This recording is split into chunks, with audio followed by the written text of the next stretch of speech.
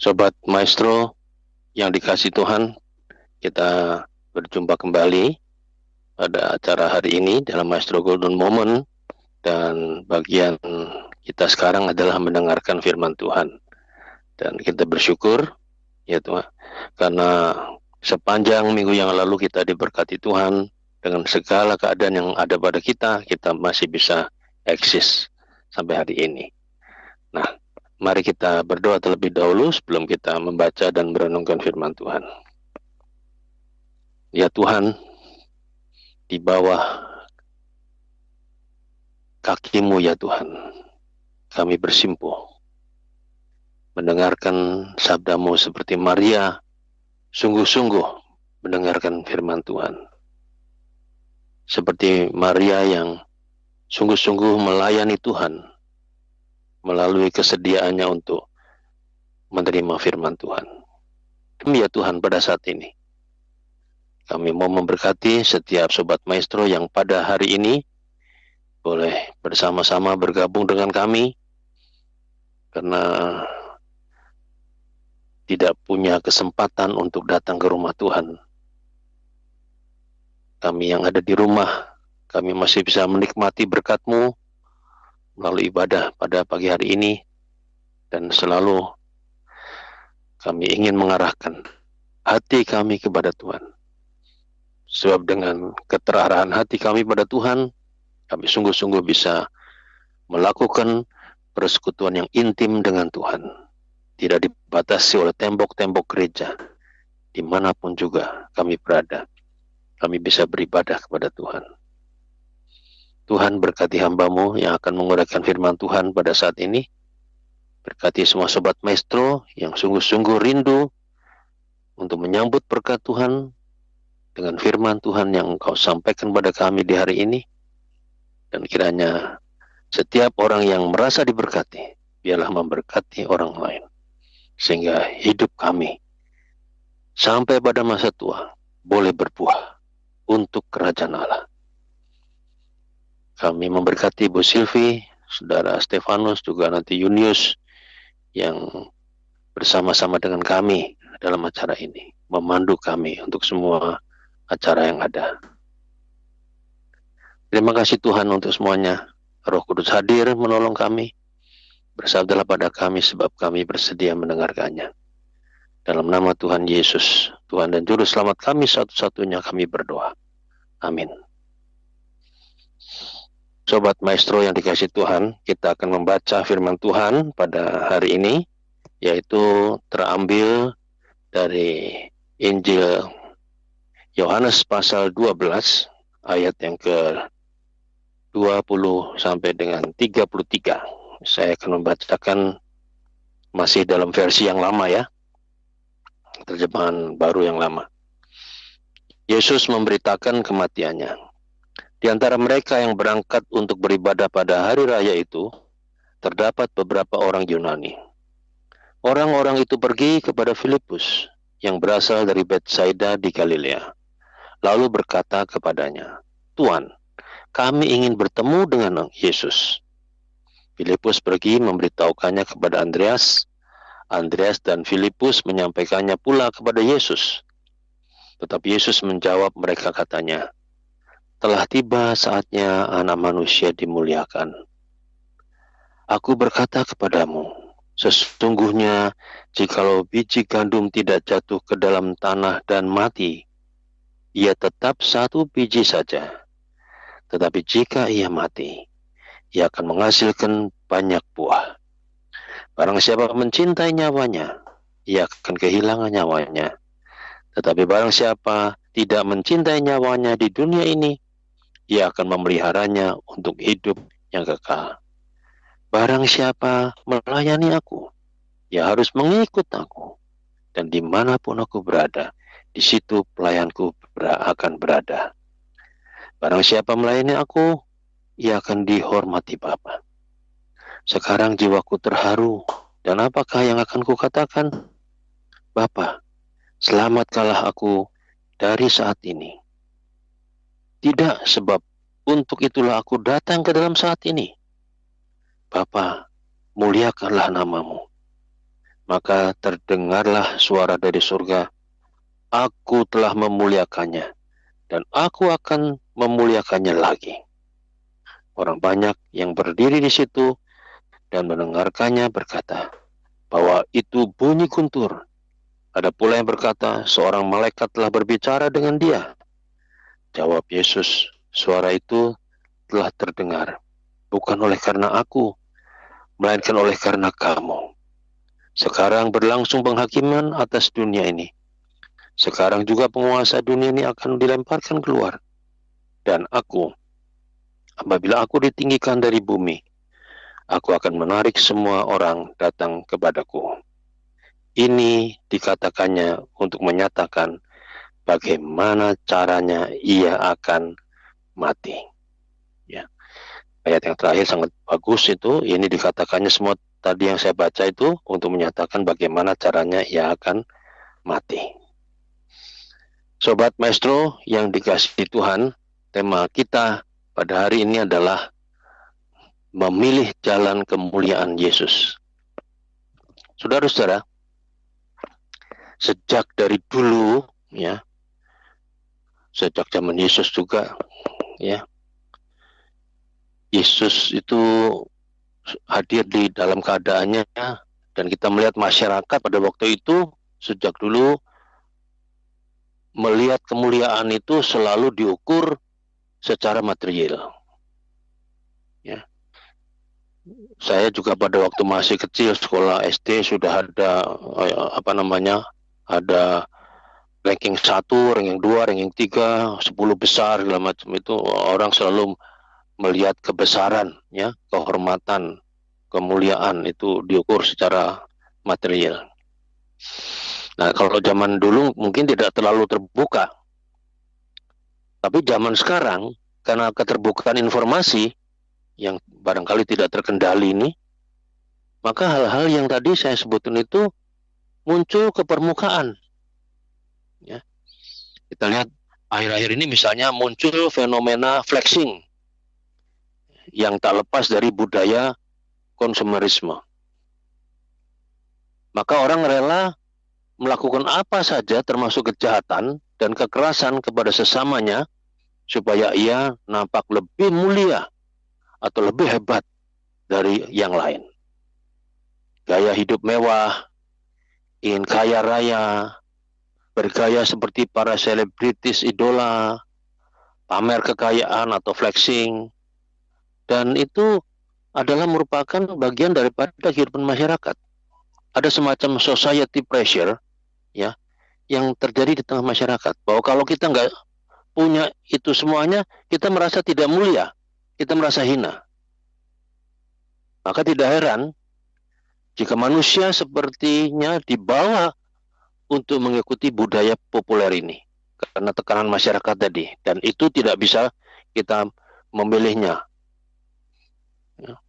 Tidak bisa kita menolaknya juga karena itu memang tuntutan masyarakat, tekanan masyarakat. Saudara-saudara, saya bisa mengerti bahwa setiap orang tentu ingin dihormati, ya, orang tua ingin dihormati, ya, siapapun yang punya kedudukan juga ingin dihormati, ya, bahkan ada orang yang diberi tempat yang mulia, ya. Kalau kita misalnya jadi pimpinan negara, ya kita diberi tempat yang mulia. Nah, saya rasa itu tidak salah, asal benar. Boleh mulia karena kaya, tetapi kekayaannya bukan karena mencuri atau menipu atau mengkorupsi. Boleh mulia karena jabatannya, tapi jangan lupa diri, lalu kemudian jadi sombong dan kemudian arogan. Saudara-saudara, kalau kita menonton di media sosial itu, kalau di pengadilan, pesakitan yang sebagai tersangka itu atau jaksa atau penasihat hukum sering menyebut hakim dengan sebutan yang mulia. Atau dalam sidang dewan, ya, dewan senat misalnya, ketika seseorang menyampaikan laporan di mimbar, menyebut anggota dewan yang dimuliakan. Saudara-saudara, boleh mulia, boleh punya penghargaan, Tapi kemuliaan dan penghargaan itu yang dimiliki siapapun seharusnya berbanding lurus dengan komitmen pada integritas dan kerja keras yang dihasilkan.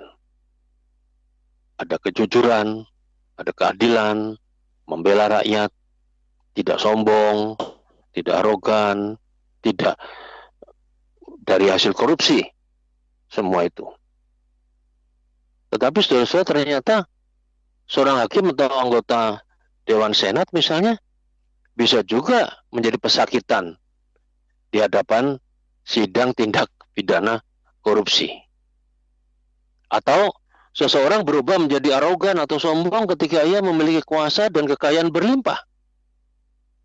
Atau pemimpin agama menjadi merasa dirinya hebat atau sombong ketika diberi kedudukan tinggi dalam organisasi keagamaannya.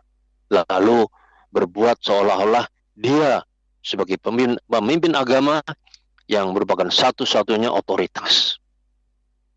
Nah, saudara-saudara,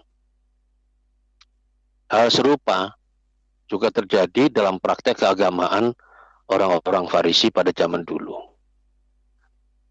Dalam kisah Injil yang kita baca pada hari ini, orang-orang Farisi atau ahli-ahli Taurat adalah orang-orang yang memiliki kemuliaan dan kehormatan di mata masyarakat pada waktu dulu itu. Mereka menjadi gusar ketika setiap hari pengikut mereka menjadi berkurang, dan itu disebabkan karena mereka beralih mengikuti Tuhan Yesus. Kemuliaan, kehormatan mereka menjadi pudar ketika mereka melihat sambutan meriah dari para pengikut Yesus mengiringi perjalanannya saat memasuki kota Yerusalem. Orang banyak yang mengeluh-ngeluhkannya berharap bahwa Yesus akan menjadi raja, pemimpin mereka, dan bukan orang Farisi. Peristiwa itu terjadi menjelang perayaan Paskah, yaitu perayaan memperingati pembebasan umat Israel dari perbudakan bangsa Mesir. Kegelisahan pemimpin agama itu atau orang-orang Farisi itu terungkap dalam Injil Yohanes pasal 12 ayat yang ke-19. Dalam Yohanes 12 ayat 19 dikatakan, "Kamu lihat sendiri bahwa kamu sama sekali tidak berhasil. Lihatlah, seluruh dunia datang mengikuti Dia." Yaitu Dia itu adalah Tuhan Yesus. Saudara-saudara, mulia, agung, akbar, penuh kuasa adalah semua kata-kata yang kerap ditujukan kepada Tuhan Yesus. Misalnya kita membaca dalam Injil Matius pasal 7 ayat 28 sampai 29 yang bunyinya demikian. "Takjublah orang banyak itu mendengar pengajarannya, sebab ia mengajar mereka seperti orang yang berkuasa, tidak seperti ahli Taurat." Itu sangat jelas di situ. Ya, jadi orang-orang mengeluhkan Yesus, Tuhan Yesus sebagai yang mulia, yang agung, yang penuh kuasa. Tuhan Yesus meneladani kita memilih jalan kemuliaannya untuk kita ikuti. Tetapi jangan salah mengerti. Kita tidak diajarkan untuk flexing dan menerapkan budaya menjadi orang yang dengan gaya hidup mewah, gaya hidup seperti selebriti idola, gaya pamer kekayaan, apalagi ditambah dengan kaya karena mencuri, menipu, ya, korupsi, lalu kita lupa diri jadi sombong dan arogan. Bukan itu meneladani jalan kemuliaan Tuhan Yesus. Lalu kita bertanya, gimana caranya? Nah, ada dua hal menurut ayat-ayat yang kita baca pada hari ini. Yaitu yang pertama, memilih jalan kemuliaan Yesus harus melalui jalan penderitaannya. Atau dalam bahasa Latin disebut Via Dolorosa. Yesus telah berkata dalam Injil Yohanes pasal 12 tadi, pada ayat 23 sampai 24, ya, Yesus berkata, Tetapi Yesus menjawab mereka, katanya, telah tiba saatnya anak manusia dimuliakan. Aku berkata kepadamu, sesungguhnya jika biji gandum tidak jatuh ke tanah dan mati, ia tetap satu biji saja. Tetapi jika ia mati, ia akan menghasilkan banyak buah. Lalu kemudian Tuhan Yesus juga di ayat yang terakhir pada ayat 33 itu mengatakan demikian. Ini dikatakannya untuk menyatakan bagaimana caranya ia akan mati. Nah, sangat jelas. Ya. Jadi untuk pertama kalinya Yesus menyatakan saatnya sudah tiba. Yang bagi Yesus menunjukkan kepada kematiannya sebagai kemuliaannya. Nah, bagaimana mungkin jalan kematian menjadi jalan kemuliaan? Sebab bagi para pengikut Yesus pada waktu itu, kematian adalah merupakan penghinaan. Yang mau dinyatakan Tuhan Yesus ialah bahwa ia datang bukan untuk membuat hidup manusia lebih mudah, lebih gampang dalam segala macam urusan hidup, melainkan untuk membentuk manusia yang lebih mulia. Seperti diteladaninya. Ia menapaki jalan penderitaan, jalan sengsara, sampai harus mati di salib. Tetapi bagi Tuhan Yesus, akhirnya itu menuju kemuliaannya. Untuk menjelaskan perubahan pola pikir bahwa salib merupakan penghinaan, ya, pada waktu itu dirubah. Waktu itu kan masyarakat berpikir bahwa salib adalah penghinaan.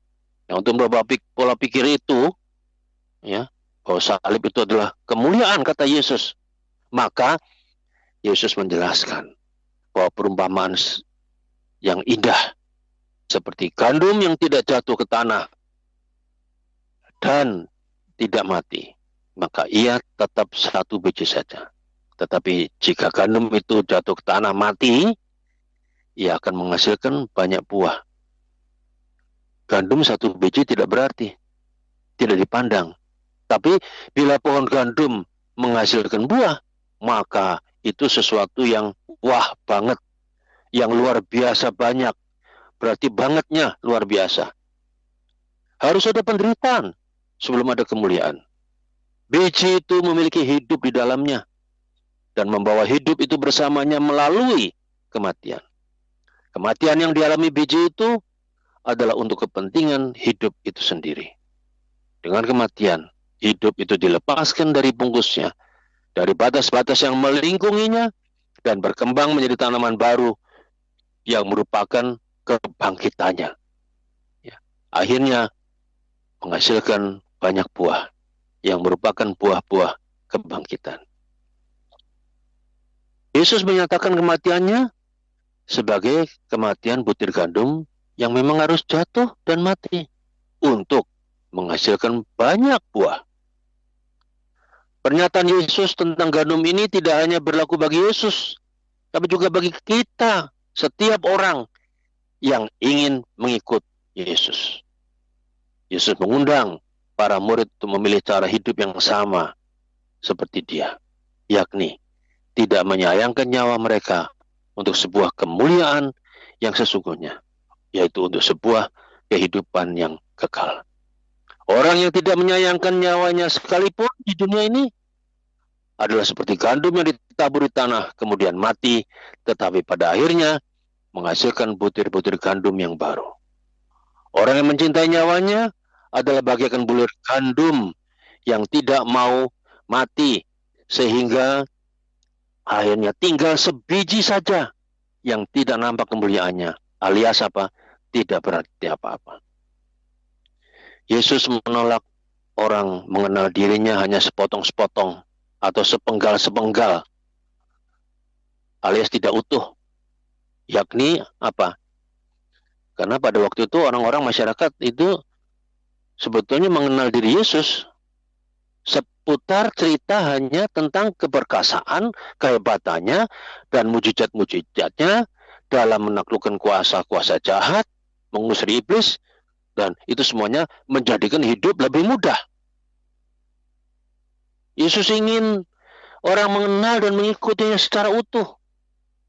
Masih ada serangkaian kisah pahit yang harus dijalaninya melalui jalan sengsara, via dolorosa, jalan menuju kematian. Yesus ingin orang yang mengikuti dia itu percayanya bukan setengah-setengah atau sementara, melainkan terus berjalan bersamanya melalui jalan penderitaan. Mengapa demikian? Karena selama kita masih hidup, selama itu dalam diri kita selalu ada via dolorosa. Ada kesengsaraan atau jalan penderitaan. Dalam bahasa Inggris disebut the way of grief, the way of sorrow, way of suffering atau painful. Ada kesulitan, ada kesusahan, ada sakit, ada derita, ada tantangan, ada hambatan, ada kesepian, dan lain-lain sebagainya. Pokoknya ada salib. Salib itu mematikan. Penderitaan menurut kehendak dunia itu membinasakan. Sedangkan penderitaan menurut kehendak Allah adalah membuat orang menjadi mulia. Karena penderitaan di dalam kehendak Allah berarti Allah sedang memproses hidup kita untuk menuju kemuliaan Yesus. Dan dalam rangka proses tadi, jangan kita protes. Karena kalau kita protes, maka itu akan menutup kita dalam perjalanan di dunia ini tidak sampai pada kemuliaan Tuhan Yesus. Nah, saudara-saudara, yang kedua yang kita perlu renungkan yaitu apa? Apa yang bisa kita lakukan? Yaitu apa? Jalan kemuliaan Yesus itu dilakukan oleh Yesus dengan pelayanan. Dalam Yohanes 12 ayat 26 itu dikatakan dengan sangat jelas di situ. Saya bacakan sekali lagi ayat 26. Barang siapa melayani aku, ia harus ikut aku, dan di mana aku berada, di situ pun pelayanku akan berada. Barang siapa melayani aku, ia akan dihormati Bapa.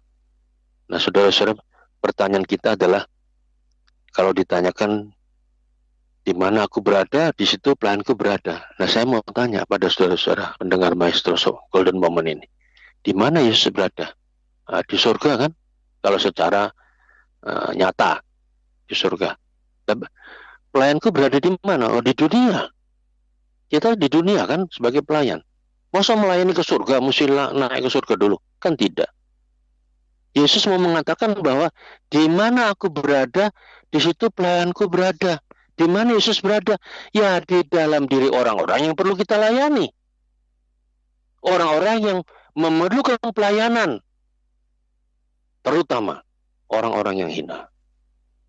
Nah, di sini saudara-saudara, ketika kita mau melayani orang-orang yang hina ini, diperlukan motivasi.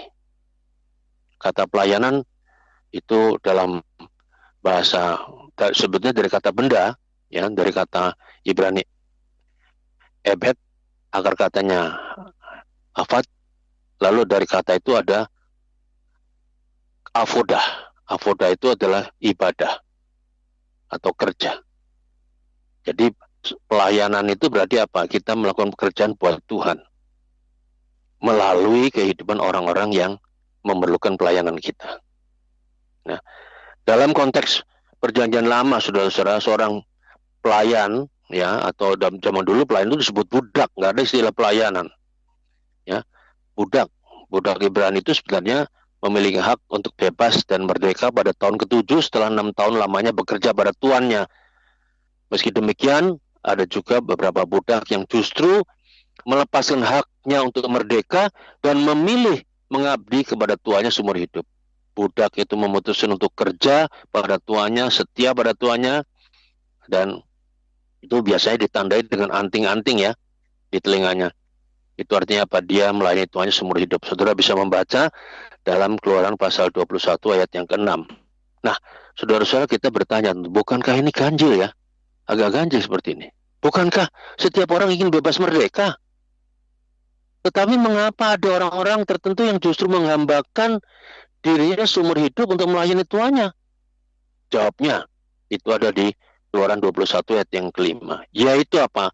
Karena mereka mengasihi tuannya. Jadi karena budak itu mengasihi tuannya, sangat mengasihi, sehingga dia mau menghambakan dirinya seumur hidup melayani tuannya. Mengapa budak itu mengasihi tuannya? Nah, yang pasti kenapa? Tuannya pasti baik dan penuh kasih. Dan ini alasan logis. Ya. Hal yang sama juga telah Tuhan lakukan dalam hidup kita. Dia menebus kita dari perbudakan dosa, membebaskan kita dari belenggu dosa yang selama ini mengikat kita. Mengapa dia mengorbankan dirinya untuk menebus kita? Apakah tujuan utamanya agar kita semua melayani dia? Tentu saja tidak. Dia memerdekakan kita dari dosa tanpa syarat. Dia melakukan semuanya itu karena Yesus mengasihi kita. Meski demikian, kita sebagai hamba yang telah dimerdekakan, seharusnya kita tahu berterima kasih. Tahu bagaimana mengekspresikan rasa syukur kita, yaitu dengan menghambakan diri kepada kebenaran untuk melayani dia seumur hidup kita. Dan pelayanan kepada Tuhan itu harus secara konkret kita lakukan. Kepada siapa? Tadi kita membaca, di mana aku berada, di situ pelayanku berada. Bukan di surga, Yesus. Yesus berada di depan mata kita. Pada setiap orang yang hina, yang memerlukan pelayanan kita, di situ Yesus ada. Dan di situ kita mesti melayani. Seharusnya, itulah motivasi utama kita melayani Tuhan dan menghambakan diri kepadanya. Yaitu karena dia telah lebih dulu menunjukkan kasih-Nya kepada kita. Kita melayani Tuhan karena kasih. Bukan karena hal-hal yang lain. Bukan karena motivasi yang salah. Jika kita melayani Tuhan dengan motivasi kasih, maka pelayanan kita pasti berkenan di hadapannya dan menyukakan hatinya. Ingat, setiap orang bisa melayani tanpa mengasihi Tuhan. Kita bisa melayani, bukan melayani Tuhan, tapi melayani pekerjaan Tuhan. Itu bukan mengasihi Tuhan. Ya, tetapi orang yang mengasihi Tuhan, dia pasti melayani Tuhan. Dengan cara apa? Dia melayani orang-orang yang ada di sekitar dirinya untuk bisa benar-benar menerima berkat dari kita. Yang hina, yang kurang, yang terpinggirkan, yang memerlukan pelayanan sungguh-sungguh. Disitulah peran kita. Di mana aku berada, di situ pelayanku berada. Saudara-saudara, selamat memilih jalan kemuliaan Yesus melalui jalan penderitaan, tetapi juga sekaligus kita mau melayani sesama kita yang memerlukan uluran tangan kita. Amin.